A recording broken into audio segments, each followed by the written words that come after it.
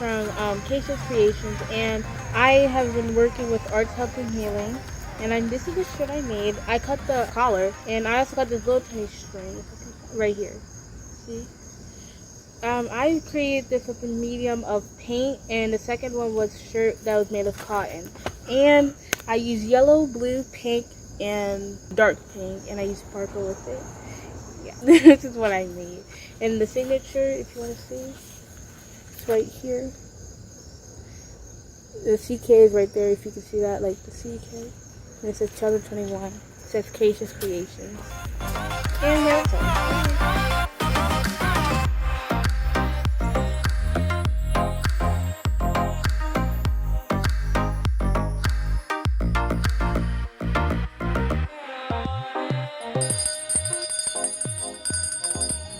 Look here, it's me again, Paul Braswell. Yes, y'all can say what y'all wanna say.